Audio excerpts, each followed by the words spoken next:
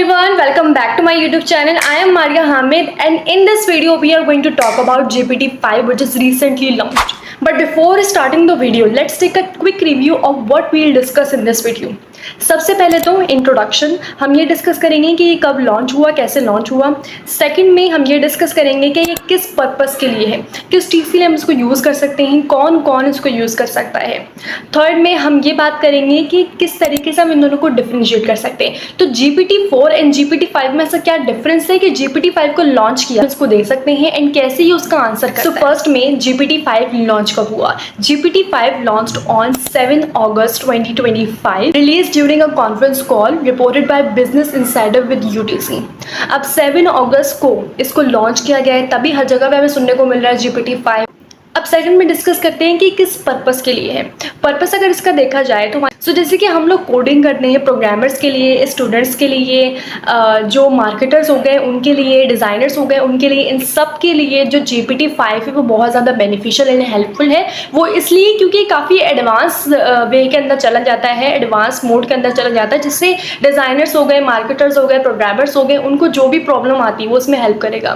For example if someone is a programmer, so हम उसके पास जाएंगे, उससे अपने बग्स को सॉल्व करवा सकते हैं, उससे डीबगिंग करवा सकते हैं, एरर्स की प्रॉब्लम को सॉल्व कर सकते हैं एंड उससे कोड जनरेशन भी करा सकते हैं। यानी कि कोड जनरेशन के लिए भी यूज़ किया जाता है। अगर हमें front end back and complete website बनवानी है तो वो भी हम बनवा सकते हैं इसके थ्रू।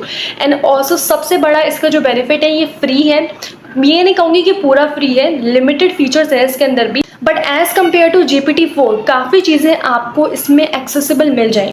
एंड ऑल्सो एक बार GPT-5 को as a PhD level graduate कहा गया है, यानी कि इसको इस तरीके से डिफाइन किया गया है कि इसके अंदर ऐसे एडवांस लेवल के टूल्स हैं, या फिर ये ऐसा एक एडवांस लेवल का टूल है जिसको ऐसे तैयार किया गया है कि ये रीजनिंग, प्रॉब्लम सॉल्विंग ऐसे करेगा जैसे कि एक PhD ग्रेजुएट हो। तो अगर कोई PhD ग्रेजुएट है जो कि किसी स्पेसिफिक फील्ड के अंदर काम कर रहा है, जैसे वो आंसर कर सकता है हमारे सामने बैठकर, इस तरीके से GPT-5 भी आंसर कर सकता है।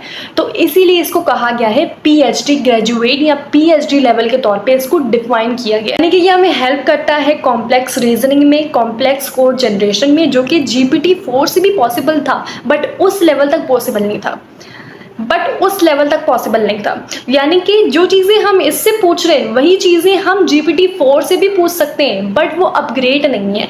अब इसका अपग्रेड वर्जन आया है एंड इसमें काफ़ी सारे ऐसे बेनिफिट्स हैं जो हमें GPT-4 के अंदर नहीं थे, एंड ये एडवांस लेवल के अंदर हमें आंसर कर रहा है। एंड एक और चीज़ मैं यहाँ पे बताना चाहूँगी कि GPT-5 जब लॉन्च नहीं हुआ था तो उससे पहले जब भी हम GPT को यूज़ करते थे तो उसके अंदर उसके काफ़ी सारे वर्जन आते थे, जैसे मिनी वर्जन हो गया या फिर GPT-4 हो गया, जो कि फास्टर है, स्मार्टर है एंड जल्दी आंसर देता है एंड क्रिटिकल थिंकिंग भी उसमें बहुत है।